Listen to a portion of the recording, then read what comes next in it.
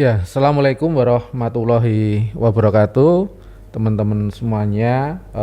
Pada hari ini, alhamdulillah bisa bertemu semuanya. Eh, Perkenalkan, nama saya Iwan Setiawan, peminat sejarah, dosen Unisa, anggota Majelis Pustaka Informasi Pimpinan Pusat Muhammadiyah, Wakil Ketua Pimpinan Wilayah Muhammadiyah Daerah Istimewa Yogyakarta. Kita ada project yang namanya Untold Story ya.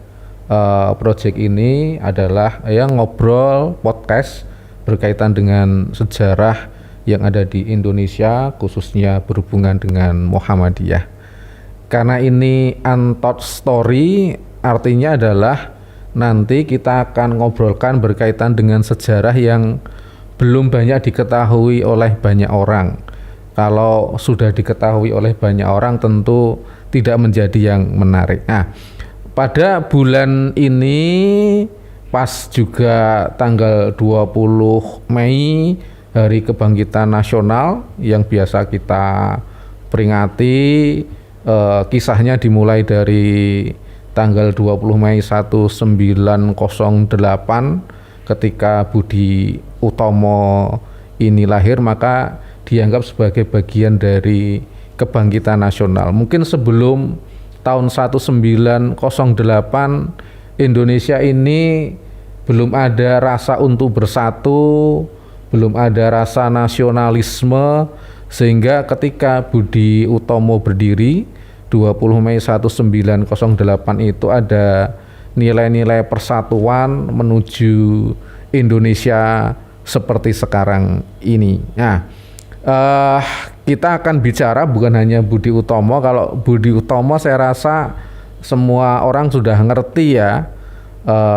Kita akan bicara bagaimana ternyata dalam sejarah ini ada tokohnya, pendiri Budi Utomo, Dr. Sutomo itu ternyata warga Muhammadiyah. Nah, tetapi memang nanti kita akan menghadirkan narsum kita kali ini, teman ngobrol kita kali ini yang akan bicara berkaitan dengan kebangkitan nasional, dan mungkin nanti di ujungnya bagaimana Dr. Sutomo itu bisa menjadi warga Muhammadiyah. Kita hadirkan Mas Ihsan. Gimana Mas Ihsan? Ya, sehat-sehat Kang. Ya, Mas Ihsan ini teman saya sejak dulu. Nama panjangnya Muhammad Ihsan Budi Prabowo, tapi bukan adiknya Presiden Prabowo. Nah, mungkin dari keluarga yang lain. Nah, Mas Ihsan ini seorang peminat sejarah, S1-nya itu di UNJ, di pendidikan sejarah sejarah murni ya, sejarah murni. S2 juga sejarah, selanjutnya S3 juga mengambilnya studi Islam tetapi peminatan sejarah juga. Ya, dapat beasiswa dari mana Mas? Saya dapat beasiswanya dari Kemendikbud, beasiswa pelaku budaya. Ya emang isinya anak sejarah, anak budaya gitu. Mudah nggak itu dapat beasiswa pelaku budaya itu? Nah, ini mungkin jadi info buat teman-teman yang lain ya. Sebenarnya nggak susah, tapi cuma yang daftar aja dikit kayak gitu tuh. Dan yang gitu. Dari Muhammadiyah salah satunya saya. Nah, kalau dikit itu jadinya itu kesempatannya jadi banyak itu. Nah, teman-teman yang ingin mendapatkan info berkaitan dengan beasiswa pelaku budaya nanti bisa menghubungi Mas Ihsan.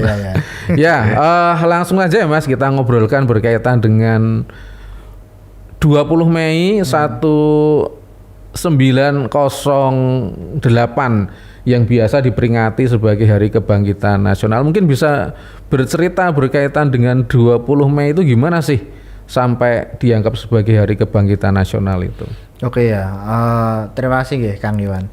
Jadi kalau kita ngomongin kebangkitan nasional ya, biasanya kan bangsa-bangsa itu khususnya yang merdeka ya barengan kayak kita lah, itu tuh selalu cari identitas dia itu lahir sebenarnya kapan toh kayak gitu loh. Karena kan Indonesia itu kan negara bangsa ya, nation state, yang kalau kita lihat kita sukunya beda-beda, kita bangsanya beda-beda, dan sebenarnya kita dijajah sama orang yang beda-beda juga. Nah, pentingnya kebangkitan nasional ini dikonstruksi jadi sebuah identitas. Nah, itu baru terbentuk di tahun 1900 awal saat muncul sebuah organisasi Budi Utomo yang dimana ya meskipun dalam faktualnya dia masih membicarakan Jawa saja, tetapi kesadaran sebagai bangsa, bagian dari suatu bangsa yang ingin merdeka itu sudah muncul.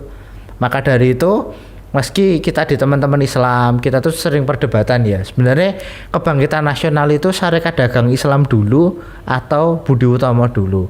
Ya tentu kalau anak-anak sejarah menanggapinya dengan santai. Tapi anak-anak yang bukan sejarah menanggapinya dengan tidak santai kan Kang. Wah, terbawa emosi kok Islam kurang. Nah, sebenarnya nggak terlalu gitu Kang. Jadi kenapa Budi Utomo itu menjadi penting sebagai start atau titik awal kebangkitan nasional kita? Itu yang pertama mengatakan jika identitas kebangsaan sebagai negara bangsa yang ingin merdeka itu memang dinyatakan oleh Budi Utomo dalam kelahiran dan perjuangan yang kemudian. Nah, Syarikat Dagang Islam itu muncul juga, tapi memang alih-alih sebagai organisasi kebangkitan nasional, Sarekat Dagang Islam kan awalnya organisasi profesi, yang kemudian setelah nanti menjadi Syarikat Islam, baru ini menjadi pergerakan nasional. Saya ingin motong ya, kenapa kok 20 Mei 1908 ini menjadi hari yang penting berkaitan dengan kebangkitan nasional? Apakah sebelum 20 Mei itu tidak ada yang namanya kebangkitan nasional, tidak ada yang namanya rasa nasionalisme, kemerdekaan? Kan kalau dulu kisah Diponegoro, Imam Bonjol, Antasari dan sebagainya, apakah itu bukan bagian dari kebangkitan nasional? Kan mereka ingin merdeka juga. Nah, kembali tentang kebangkitan nasional dan bangsa ya. Sebenarnya akhirnya nanti yang disebut sebagai bangsa, nation itu kan adalah bentuk negara Indonesia yang kita warisi sekarang. Dan itu baru dicetuskan pada berdirinya Budi Utomo yang kita peringati sekarang kayak gitu. Nah, kenapa kok tadi Antasari, Diponegoro itu tidak disebut kebangkitan nasional? Sepertinya, dan saya rasa sejarawan itu bersepakat dengan apa yang dikonstruksi oleh sejarawan kita, yaitu Prof. Sartono Kartodirjo, bagaimana ada yang namanya nasionalisme, ada yang namanya proto-nasionalisme. Kalau proto-nasionalisme dia sudah tujuan melawan penjajah. Diponegoro melawan penjajah, Antasari Sultan Hasanuddin. Tetapi konteks dia sebagai bangsa itu kan belum luas. Nah, sementara Budi Utomo ini enggak. Dan kemudian Budi Utomo ini ibarat sumbu ya. Dia kemudian nanti meletupkan gejala-gejala lain yang akhirnya lahir gerakan kebangsaan-kebangsaan lain yang dari tahun 1908 sampai nanti Indonesia merdeka ya, tentu yang 17 Agustus itu adalah proses panjang kita membentuk nasional. Nah, makanya disebut kebangkitan nasional. Dari belum bangkit, proto kan tadi menjadi bangkit. Saya tertarik ya berkaitan dengan bicara kata-kata nasional. Lalu seringkali ya kalau bicara berkaitan dengan nasional itu lalu lawannya itu adalah kedaerahan, rasa kedaerahan. Lalu ada rasa nasional. Mungkin nasional itu tingkat Indonesia, kedaerahan itu tingkat kewilayahan. Apakah Budi Utomo itu ketika berdiri itu membawa rasa nasionalisme yang utuh atau masih ada rasa-rasa kedaerahannya? Nah, jujur ya, memang saat kelahiran Budi Utomo, di saat benar-benar pertama kali lahir, dan setidaknya sampai kongres pertama dan keduanya, yang disebut nasional dalam imajinasi kita sekarang, negara Indonesia, itu memang belum ada. Karena memang Budi Utomo ya tujuannya memajukan masyarakat Jawa dan sebagainya kayak gitu. Meskipun tujuan dari yang dimaksud Budi Utomo nanti dapat diturunkan ke dalam frame nasionalisme yang kita maksud. Nah, itulah menurut saya adilnya para sejarawan kita sebelumnya ya. Nggak usah nunggu yang memiliki cita-cita nasional dalam arti seluruh Indonesia dulu, tapi sudah muncul sebuah gejala, nah dia disebut dengan nasionalisme. Kalau memang Budi Utomo lahir bukan untuk mewadai seluruh Indonesia, pada masa itu masih Jawa dan Madura, tetapi konstruksinya itulah yang disebut dengan konstruksi nasional. Iya. Tahun 1908 itu kan, kalau kita pernah baca bukunya Takashi Shiraishi itu kan disebut sebagai zaman bergerak ya. Bagaimana organisasi baik nasionalis ataupun Islam itu kan di situ banyak yang berdiri. Ya komunis setelah juga. itu kayak komunis dan sebagainya. Lalu bagaimana peran Budi Utomo itu dengan organisasi-organisasi yang lain, contohnya mungkin karena kita orang Muhammadiyah ya, dihubungkan dengan Muhammadiyah. Apa kontribusi Budi Utomo itu terhadap kelahiran dari Muhammadiyah ataupun juga nanti di jauh hari kontribusi Budi Utomo itu terhadap kemerdekaan Indonesia? Nah, menarik ya. Kalau saya mengibaratkan Budi Utomo itu ibarat seperti sumbu ya. Kalau kita nyalain petasan itu kan sumbu itu cuma pendek ya, tapi petasannya yang gede kan.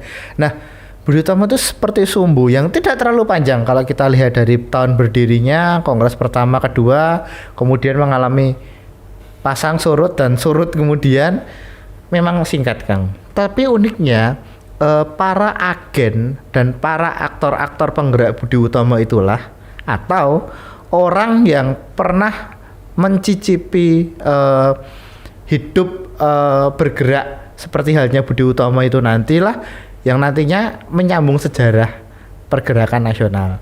Nah, termasuk di antaranya Muhammadiyah. Nah, dalam banyak dokumen kita temukan jika para pendiri Muhammadiyah, kalau kita ngomongin Kiai Dahlan, apakah Kiai Dahlan itu anggota Budi Utomo?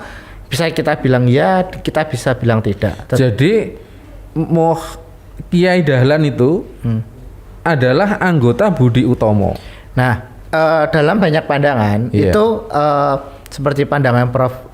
Munir Mulkam, Pak Najib Burhani mengatakan jika Kiai Dahlan itu memang anggota Budi Utomo. Namun dalam satu sisi saya mencoba mencari jalan tengah. Jika Budi Utomo itu tidak seperti keanggotaan yang kita bayangkan, anggota Muhammadiyah terus harus ikut ADRT, itu enggak. Tidak ada organisasi nasionalisme lain yang bisa mewadahi jiwa nasionalisme yang berkobar di masyarakat Jawa, Yogyakarta pada masa itu. Dan salah satu orang yang membutuhkan saluran nasionalisme dan organisasi modern atau melalui organisasi modern kan Kiai Dahlan. Nah, disitulah saat Kiai Dahlan itu sedang berkobar rasa kebangsaannya, sedang sadar, oh ini ada masalah nih di bangsaku, kayak gitu. Kemudian dia ngapain?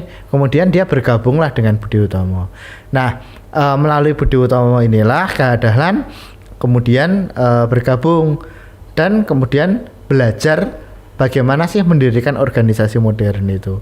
Karena kan kita ketahui berbeda dengan anggota elit Budi Utomo yang dia itu mengenyam pendidikan barat, Ahmad Dahlan kan tidak mengenyam pendidikan barat. Lalu bagaimana cara dia mendirikan organisasi dan berorganisasi? Nah, disinilah aktor-aktor orang-orang Budi Utomo itu menjadi penting. Ya, bicara berkaitan dengan Budi Utomo kan ada dua tokoh ya yang sering kita kenal ya. Yang pertama itu adalah Dr. Wahidin Sudirohusodo. Yang kedua adalah Dr. Sutomo. Itu apakah dua tokoh tersebut itu pernah bersentuhan dengan Kiai Haji Ahmad Dahlan atau pernah bersua dengan Kiai Haji Ahmad Dahlan, dan apakah Kiai Haji Ahmad Dahlan itu terpengaruh kepada dua tokoh tersebut? Oke, kalau kita lihat, kita langsung nggak tokoh ya. Mungkin alih-alih mengabsen tokoh, kita akan melihat konteks pada masa itu. Pada masa itu, Budi Utomo menjadi organisasi yang cukup populer di kalangan priai dan mereka sangat akomodatif, mengajak orang-orang yang tertarik ingin bergabung dengannya, itu bergabung dengannya. Lah, nanti kita lihat dalam formasi para anggota Hofbester Muhammadiyah di masa awal, banyak nama-nama seperti Joyo Sugito dan beberapa nama lain itu mereka kebanyakan orang-orang Budi Utomo kayak gitu. Jadi kita tidak bisa membayangkan Muhammadiyah itu 100% orang kauman, yaitu Ahmad Dahlan, murid dan teman-temannya saja, tetapi juga ada orang di luar itu. Nah, itulah adalah orang-orang Muhammadiyah yang memiliki latar belakang Budi Utomo. Jadi gunanya atau jasanya para orang yang telah, kalau bahasa kita orang Muhammadiyah kan, telah terkader di Budi Utomo ini adalah mereka mengakselerasi modernisme organisasi kepada kaum santri. Nah, ini kan fenomena yang aneh ya kayak gitu loh. Kalau kita lihat santri kan biasanya organisasinya itu terkait dengan pendidikan, terkait dengan pembelajaran agama, tetapi karena ada orang-orang Budi Utomo inilah karakter organisasi modern itu masuk kayak gitu. Nah, kalau kita lihat dari Dr. Wahidin dan kemudian Dr. Sutomo, nah ini menjadi menarik. Orang Wahidin itu orang mana sih? Ya, Wahidin itu orang Jogja kan. Wajar jika Budi Utomo itu menjadi organisasi yang penting di Yogyakarta karena ya pendirinya tinggal di sini dan memimpin Budi Utomo di sini. Jadi kalau dalam linear sejarah itu Dr. Wahidin itu usia atau bagaimana dengan Kyai Dahlan? Pernah berjumpa atau tidak? Kalau tentang pernah berjumpa atau tidak, saya belum menemukan dokumennya ya Kang. Tapi kalau dari linear usianya ya tidak jauh berbeda. Kemungkinan pernah berjumpa. Ya sangat. Kalau dengan Dr. Sutomo? Dr. Sutomo jelas. Nah, nanti kita akan ceritakan saat perjumpaan beliau dengan Mas Mansur di Surabaya. Nah, jangan lupa loh, kita dalam catatan Kyai Suja menyebutkan jika pernah beberapa kali bahkan sebuah kongres Budi Utomo yang cukup besar itu diselenggarakan di Yogyakarta. Dan saat Muhammadiyah berdiri, itu yang memberitakan telah berdiri sebuah organisasi Islam yang mendirikan sekolah dan memberikan pertolongan pada orang miskin, itu di surat kabarnya Budi Utomo. Jadi yang menjadi apa ya kalau kita sekarang mitra organisasi, supporter, Budi Utomo masuk di situ. Oke, sekarang kita masuk ke Dr. Sutomo. Memang kita tahu Dr. Sutomo itu adalah pendiri Budi Utomo, seorang nasionalis, ya ketua Budi Utomo dan sebagainya. Lalu bagaimana ada kisah yang menyampaikan bahwasannya ternyata Dr. Sutomo itu menjadi anggota Muhammadiyah. Kisahnya gimana itu bisa sampai seperti itu? Ya, perlu saya tegaskan ya bahwa tidak hanya sekedar menjadi anggota, tapi ya Dr. Sutomo itu Muhammadiyah. Dia berhidup dan berpikir, beramal seperti halnya orang Muhammadiyah beramal. Nah, memahami Dr. Sutomo itu enaknya kita ceritakan dari Muhammadiyah Surabaya. Jadi Muhammadiyah di Surabaya itu sudah berkembang sejak awal tahun 1920-an. Kyai Dahlan juga memiliki jejaring kuat di Surabaya dan di Jawa Timur. Nah, jangan lupa loh Bang, dibanding Jawa Tengah, Jawa Barat, Jawa Timur itu menjadi tempat paling banyak dikunjungi Kyai Dahlan. Surabaya, Banyuwangi, Bangil, beberapa kali ke Surabaya. Ketemu dengan Hos Cokro Aminoto juga. Ketemu dengan Mas Mansur juga, dan ketemu dengan Dr. Sutomo. Tentu ketemu dengan Soekarno dan teman-teman satu kosnya. Karena kan pada masa itu mereka masih di bawah asuhan Cokro Aminoto ya. Nah, lain kali kita bahas Soekarno juga ini. Nah, saat Ahmad Dahlan itu membawa Muhammadiyah dan diterima luar biasa oleh tokoh-tokoh kebangsaan kita di Surabaya, itu menjadi gejala yang unik kayak gitu. Surabaya itu kan beda dengan Jogja ya Kang ya. Kalau Jogja kan kotanya slow, alun-alun, terus alon-alon waton kelakon, ya kan. Raja itu menjadi jantung dari kehidupan masyarakat kota, pertaniannya kuat. Surabaya industri, pelabuhan, perdagangan, orangnya macam-macam.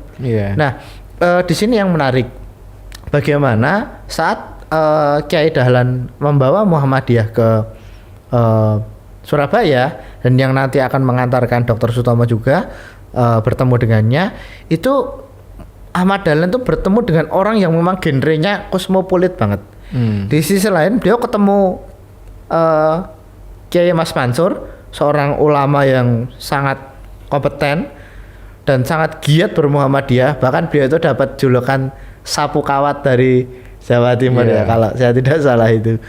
Tapi juga bertemu dengan orang yang memiliki karisma sosial politik luar biasa, yaitu Cokroaminoto. Siapa yang tidak kenal Raja Jawa tanpa mahkota itu kan? Nah, dua orang itu berbeda. Maka dari itu karakter Muhammadiyah di Surabaya itu nanti akan karakter yang berbeda sesuai dengan kebutuhan masyarakat di Surabaya. Kalau masyarakat pedesaan kan hidupnya tenang, nasihat agama. Nah, kalau masyarakat perkotaan apa yang dibutuhkan? Ya pertolongan sosial, dibantu. Kalau yang tidak punya, kalau yang punya digairahkan. Lah nantilah di sini yang akan membawa Dr. Sutomo untuk bersimpati dengan Muhammadiyah. Jadi urutannya Muhammadiyah masuk Surabaya dulu, dikuatkan dengan tokoh-tokoh awal. Setelah kuat, Dr. Sutomo menjadi bagian dari itu. Loh, lalu Dr. Sutomo itu secara organisasi kan dia Budi Utomo. Lalu bagaimana itu bisa Budi Utomo bersentuhan dengan Muhammadiyah? Kan kalau di Jogja kan memang banyak orang Muhammadiyah yang masuk Budi Utomo ataupun juga orang Budi Utomo masuk ke Muhammadiyah. Kalau yang Dr. Sutomo itu bagaimana awal persentuhannya dengan Muhammadiyah itu ketika dia sudah membawa nama Budi Utomonya? Kerjasama apa yang dilakukan? Menarik ya Kang. Jadi Budi Utomo sendiri organisasi yang timbul, tenggelam, kuat, lemah. Nah, seperti yang diceritakan tadi kan dalam bukunya Takashi Shiraishi kan, dunia bergeraknya itu dinamis ya. Jadi setelah tahun 1920 menjelang 30 itu kan karakter pergerakan nasional kita berubah. Semakin tegas hitam dan putihnya, bukan berarti jelek dan baik ya. Maksudnya semakin tegas perbedaannya. Bagaimana teman-teman kiri itu semakin menegaskan diri, kooperatif dan non kooperatif itu semakin jelas. Nah, di sini Budi Utomo sudah mulai menunjukkan kegamangan. Mau gimana sih ini kayak gitu. Nah, dan juga memang karakter organisasi seperti Budi Utomo sudah tidak menjadi pilihan utama lagi karena kan organisasi politik seperti ISDV, Serikat Buruh, Syarikat Islam itu sedang menguatkan. Maka dari itu nanti para pemimpin dan anggota Budi Utomo ini berdiaspora. Ya namanya aktivis kan kalau nggak ada kegiatan kan gatal ya Kang ya, gabut atau apa kayak gitu ya. Tapi inilah yang nanti akan membawa para tokoh-tokoh Budi Utomo atau para pemimpin organisasi ini untuk masuk ke berbagai organisasi. Salah satunya adalah Muhammadiyah. Disinilah di penghujung tahun 1920 Dr. Sutomo itu tertarik dengan Muhammadiyah di Surabaya dan kemudian termasuk membidani lahirnya Poliklinik Muhammadiyah di Surabaya. Pada waktu itu Muhammadiyah Surabaya yang memimpin adalah Mas Mansur. Jadinya memang hubungan antara Mas Mansur dengan Dr. Sutomo sudah bagus. Selanjutnya juga dengan Kiai Haji Ahmad Dahlan juga ada hubungan dengan pada waktu itu mungkin PB bahasanya pemimpin besar di Yogyakarta. Lalu apa kontribusi yang dilakukan oleh Dr. Sutomo di dalam pendirian klinik tersebut? Apakah Dr. Sutomo sekedar datang menginisiasi atau ada kontribusi yang lain terhadap Muhammadiyah? Nah, menarik ya. Saya menemukan di beberapa dokumen. Yogyakarta itu kan pusatnya Muhammadiyah. Tetapi rumah sakitnya satu. Ya, dari dulu PKO kan baru berkembang belum lama ya. Tapi waktu sebelum kemerdekaan ya Poliklinik Muhammadiyah itu satu. Meskipun nanti ada rumah miskin, rumah yatim, gedung obat. Tetapi uniknya di Surabaya sebelum kemerdekaan itu sudah berdiri lebih dari 2 Poliklinik Muhammadiyah. Nah, ini tidak lepas dari tangan dingin Dr. Sutomo sebagai dokter dengan jaringan dokternya pada masa itu untuk mendukung perkembangan Muhammadiyah dan geraknya di bidang kesehatan. Nah, kalau kita lihat nanti juga Dr. Sutomo diangkat oleh PB Muhammadiyah, ditunjuk menjadi advisor atau penasehat bagian kesehatan. Nah, ini menjadi salah satu bukti penting kalau dia tidak hanya sekedar hadir dalam suatu momen, tapi dia memang dipasrai sebuah amanah. Jadinya Dr. Sutomo itu kalau kita anggap sebagai bagian dari anggota Muhammadiyah itu pernah ditunjuk oleh Muhammadiyah itu sebagai advisor dari kesehatan poliklinik di Surabaya. Di HB Muhammadiyah justru. Oh, di HB Muhammadiyah, bukan hanya di Surabaya saja. Lebih luas dari itu. Oh, lebih luas dari. Meskipun beliau berkedudukan di Surabaya ya nanti. Oh gitu, ya. Lalu ketika Budi Utomo ataupun juga Dr. Sutomo itu berkontribusi di Muhammadiyah, apa respon warga Muhammadiyah atau pimpinan Muhammadiyah pada waktu itu? Apakah ada dokumen atau apa yang menunjukkan positif atau negatif, menolak atau bagaimana? Nah, ngomongin dokumen ya, di awal-awal saya kuliah atau pertengahan, mohon maaf saya lupa, sekitar tahun 2015-16, nggak sengaja saya membaca blognya Prof. Najib Burhani. Nah, luar biasa kan dulu beliau menulis blog Muhammadiyah Study itu. Beliau menulis ulang tentang pidato Dr. Sutomo yang berjudul Asas PKO. Wah, saya baca pidato itu tuh, wah luar biasa. Jadi di sini saya benar-benar lihat ya bagaimana jiwa dan ruh Muhammadiyah itu bisa masuk ke dalam diri seorang pemimpin nasionalis gitu loh. Jadi memang benar-benar Islamnya Muhammadiyah itu memang bisa diaplikasikan ke dalam gerakan kebangsaan ala Budi Utomo kayak gitu.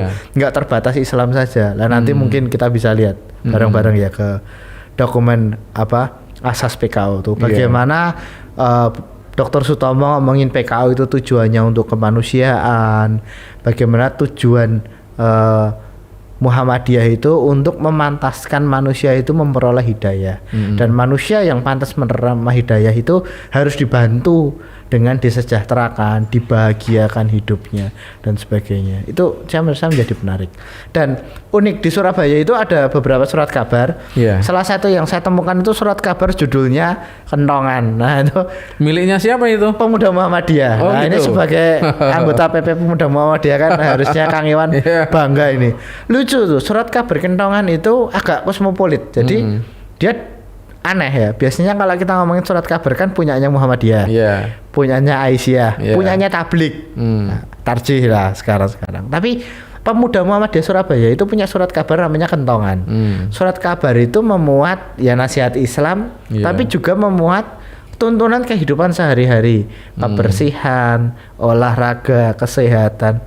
Itu kan sangat dokter sekali, sangat Dr. Sutomo sekali. Nah, itu mungkin bisa menjadi jawaban ya. Sebenarnya adanya Dr. Sutomo itu diterima atau enggak? Oh, sangat diterima. Buktinya Muhammadiyah di Pemuda Muhammadiyah di Surabaya sampai bikin surat kabar, dan nafasnya surat kabar itu sangat umum sekali kayak gitu loh. Enggak yang cuma nasihat keagamaan gitu. Oh gitu. Iya, menarik ini. Kembali lagi ke awal ya, bicara berkaitan dengan Hari Kebangkitan Nasional. Selanjutnya juga sebenarnya kan kalau bicara tentang Muhammadiyah kan memang ketika Muhammadiyah didirikan kan memang sangat sangat Islami sekali ya. Menggembirakan, memajukan agama Islam kepada orang Islam dan sebagainya. Lalu ada nilai-nilai nasionalisme yang datang dari lingkungan Muhammadiyah sendiri ataupun juga di luar Muhammadiyah sendiri. Seperti tadi ya, banyak orang Muhammadiyah juga yang ikut Budi Utomo ataupun juga Kiai Haji Ahmad Dahlan pun punya inspirasi terhadap Budi Utomo berkaitan dengan organisasi yang modern. Tetapi kan Muhammadiyah itu kan ketika bicara berkaitan dengan kemerdekaan itu di awal-awal kan memang tidak radikal ya. Enggak. Kalau dibandingkan dengan Syarikat Islam atau mungkin kalau jauh lagi PKI dan sebagainya kan Muhammadiyah kan lebih juga menerima bantuan, subsidi dan sebagainya. Mungkin apakah itu juga terpengaruh kepada jalan organisasi Budi Utomo? Karena kan kita ketahui ya, Budi Utomo itu kan organisasi yang memang anggotanya kan banyak priai, kooperatif kooperatif ya, banyak priai, banyak pegawai gubernemen kalau bahasanya dulu. Apakah itu terpengaruh kepada Budi Utomo atau memang sudah jalannya Muhammadiyah seperti itu, nggak terpengaruh kepada kalau nasionalisme jelas ya. Kalau dalam pandangan saya sih sesuai dengan pembacaan dokumen yang ada, justru itu memang karena terpengaruh kayak gitu. Enggak kita menjadi seperti ini kan tidak jatuh dari langit ya. Tetapi bagaimana cara yang terbaik itu dikenali dulu, kemudian dipilih. Apakah orang Muhammadiyah itu hanya mengenali Budi Utomo saja atau organisasi kooperatif saja, kemudian dia memilih menjadi kooperatif? Tidak kan? Karena bahkan di dalam tulisannya Suja yang sudah sangat terkenal itu kan juga menceritakan pernah ada beberapa orang dari ISDV dan PKI yang berbicara di dalam forum-forum di Yogyakarta dan Muhammadiyah terlibat di dalamnya kayak gitu. Berarti kan Muhammadiyah sempat mengenal. Bahkan Muhammadiyah pernah datang dan bersua dengan teman-teman Ahmadiyah misalkan. Atau juga Muhammadiyah pernah dekat dengan orang-orang yang aktif di partai politik seperti halnya Agus Salim misalkan. Nah, kalau saya mengistilahkan istilahnya kesimpulan historis gitu ya.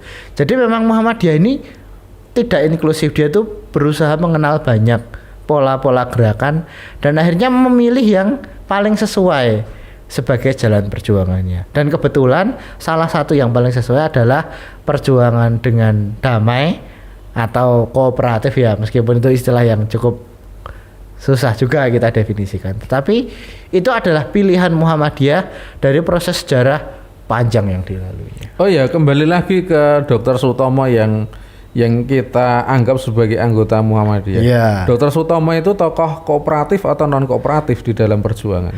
Saat dia dibanding beberapa tokoh Budi Utomo lain termasuk cukup keras ya, karena muda kan, tapi tidak sampai tahapan dia menolak bergabung dengan menjadi anggota Voskat. Dia tidak juga menolak. Terus kemudian dia tidak menjadi organisasi yang cukup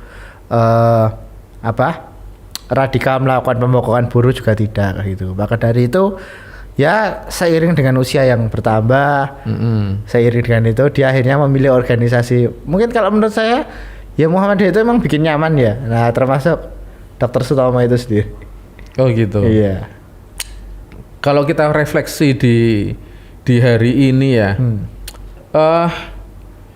Dr. Sutomo yang Budi Utomo bisa masuk Muhammadiyah, kalau sekarang gimana itu, bisa nggak itu tokoh-tokoh nasionalis bisa masuk ke dalam organisasi Muhammadiyah seperti kisah Dr. Sutomo itu?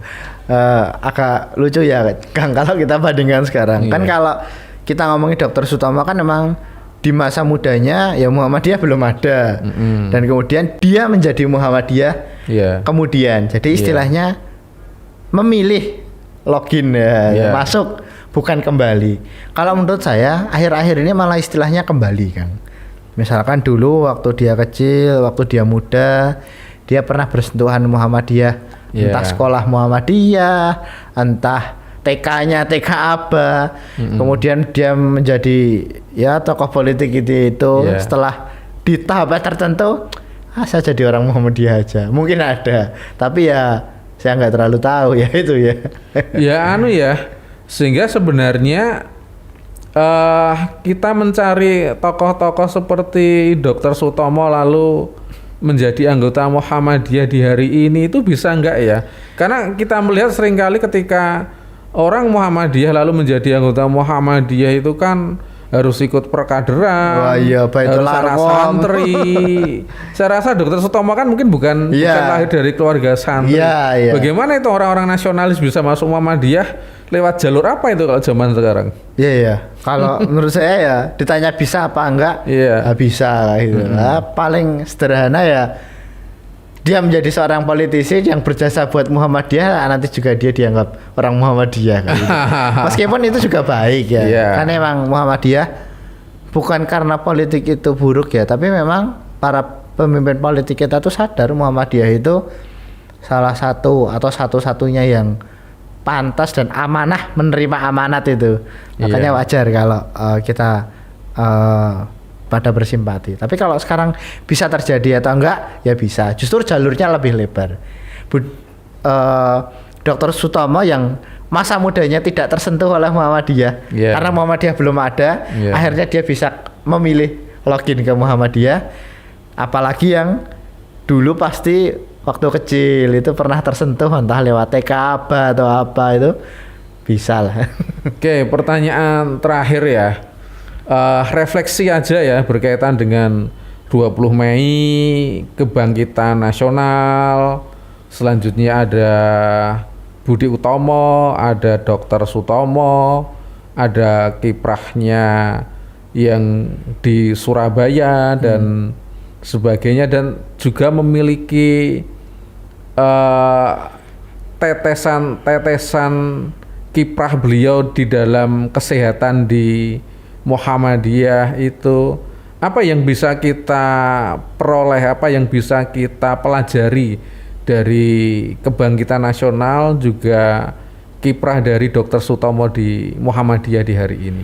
Ya, sejarah itu kan reflektif ya. Kalau saya melihat bahwa Muhammadiyah itu memang nalarnya adalah gerakan kemanusiaan. Maka siapapun yang punya ruh atau jiwa kemanusiaan dan memilih Muhammadiyah sebagai tempatnya kembali, tempatnya beraktivitas kalau sekarang, itu menjadi hal yang wajar. Dari Muhammadiyah sendiri saat nanti akan bertemu dengan siapapun itu dengan ruh kemanusiaan, ya kita tidak boleh bersikap tidak baik dengan orang itu.